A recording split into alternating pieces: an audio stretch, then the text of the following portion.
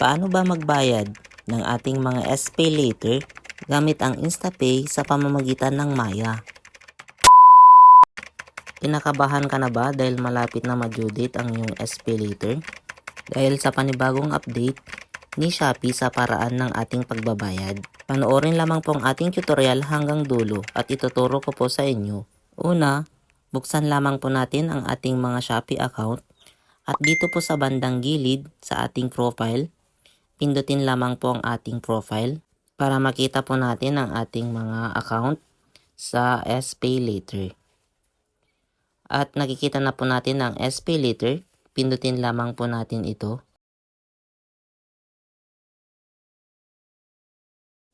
At ayan na nga po, meron po tayong babayaran na 125.67 na mag-due date ng February 5, 2025.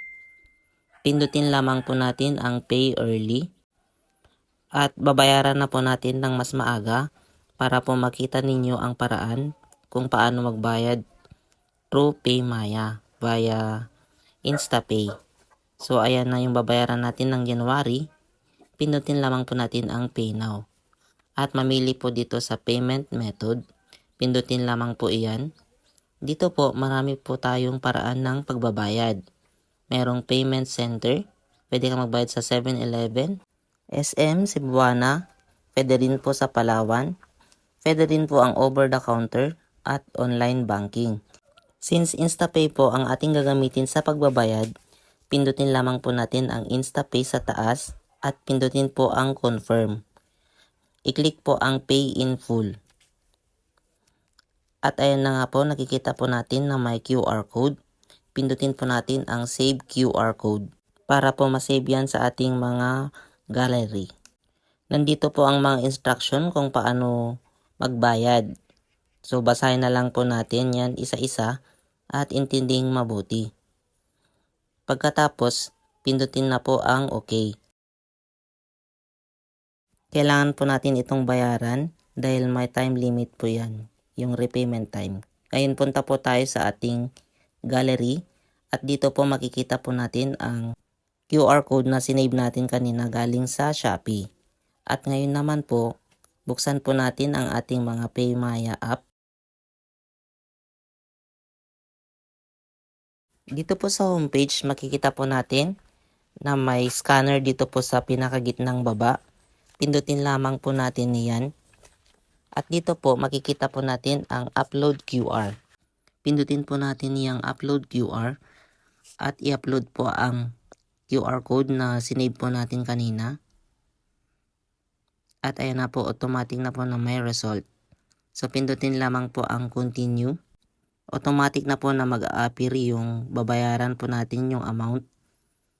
At ngayon, pindutin po natin ang Pay Now. Payment successful. Pwede po nating i-view ang ating resibo and press continue.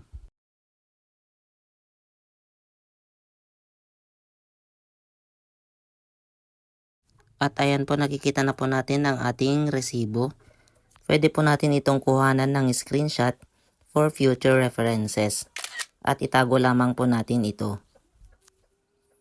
Balik po tayo sa homepage, nakikita po natin na nabawas na po ang 125 point something.